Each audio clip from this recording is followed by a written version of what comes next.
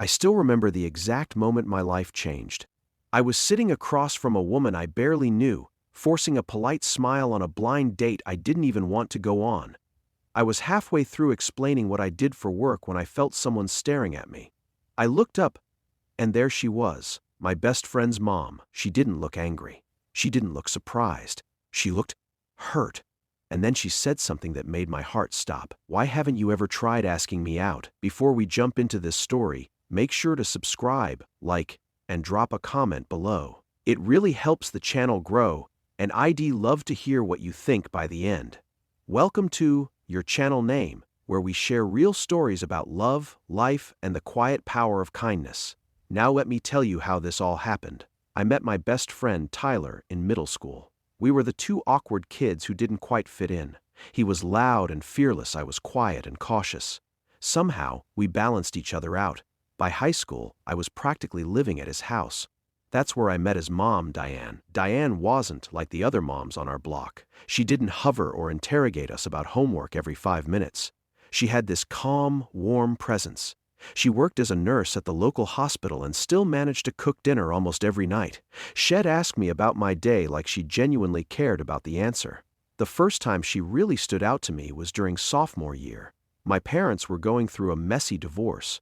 I didn't talk about it much. I didn't want to be that kid with the drama at home. But Diane noticed. One evening, while Tyler was upstairs, she handed me a plate of lasagna and said softly, "You don't have to carry everything alone, you know."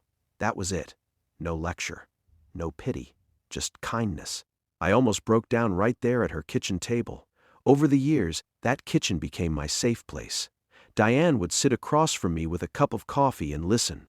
When I didn't get into the college I wanted, she told me it didn't define me. When my first girlfriend cheated on me, she reminded me that heartbreak doesn't mean you're unlovable. She had this way of seeing people, of really seeing them, and somewhere along the way, my feelings for her changed. I didn't plan it. I didn't even realize it at first. It happened slowly, like sunrise. I'd catch myself looking forward to her laugh when I walked through the door. I'd notice how she tucked her hair behind her ear when she was focused. I admired how she treated strangers with the same respect she gave family.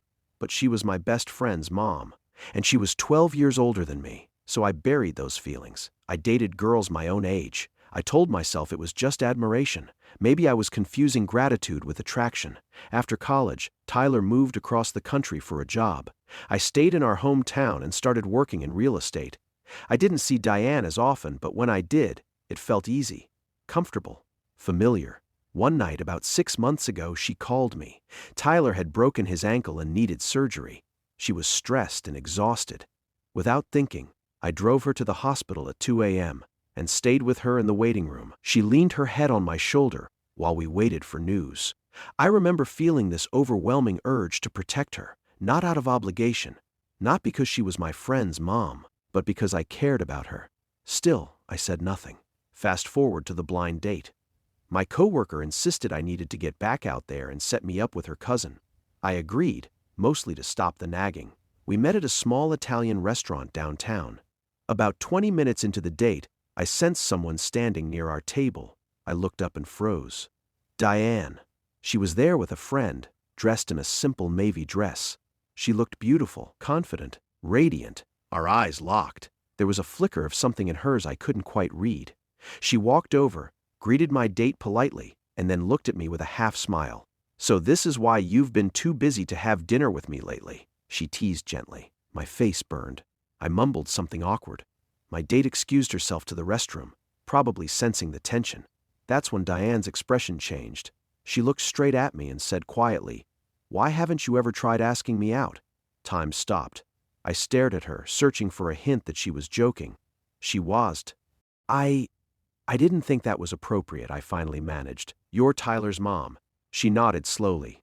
"Tyler is a grown man, and I'm a woman, not just someone's mother." Her words hit me harder than I expected. She continued, her voice steady but vulnerable. "You've been kind to me for years. You show up. You listen. You treat me like I matter. Do you have any idea how rare that is?" My throat tightened. I had always thought she was the strong one, the one taking care of everyone else.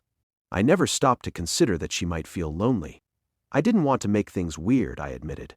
I didn't want to risk losing this. She smiled softly. Kindness is never weird. It's honest. At that moment, my date returned. The rest of the evening felt forced. I knew my heart wasn't at that table anymore. The next day, I called Tyler. I expected outrage. Maybe even the end of our friendship. Instead, he laughed. Dude, he said, I've been wondering when you two would figure it out. What? I nearly dropped my phone. He sighed. You've looked at her like that since senior year, and she talks about you like you hung the moon. I just wanted you both to be happy. I sat there in stunned silence. That evening I drove to Diane's house, the same house where I'd eaten countless dinners and poured out my teenage worries. She opened the door, surprise flashing across her face. I am sorry about last night, I started. I was scared. She folded her arms gently. Of what? Of losing you. Of messing up what we have. Of people judging us. She stepped aside and let me in. We sat at the kitchen table, just like old times. I've spent most of my life taking care of others, she said quietly. There's nothing wrong with wanting someone to choose me. That word stuck with me. Choose.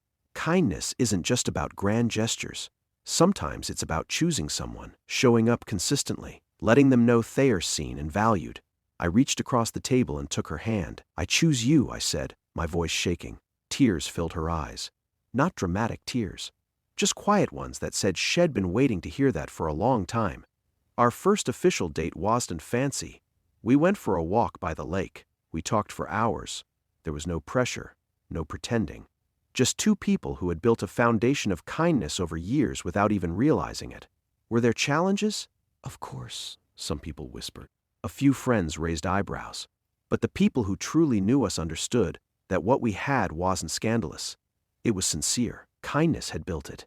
Looking back, I realized something important. All those years, I thought Diane was the one saving me, helping me through my parents' divorce, encouraging me after heartbreak, listening when I felt lost. But kindness goes both ways. When I drove her to the hospital at 2 a.m., when I fixed her leaky faucet without being asked, when I stayed to help clean up after dinner instead of rushing out the door, those small acts mattered to her more than I knew. Kindness creates space for love to grow. It's easy to overlook the quiet people in our lives, the ones who cook the meals, who ask how we're doing, who remember our favorite dessert. But sometimes, those are the very people who need kindness the most.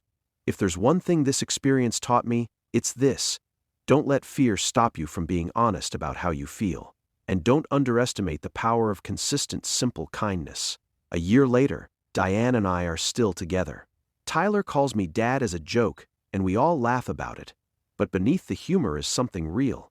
We chose each other, not because it was easy, not because it made sense on paper, but because kindness had already woven our lives together long before we ever said the word date. So if you're watching this and there's someone in your life who has shown up for you, who has treated you with warmth and patience, don't take that for granted.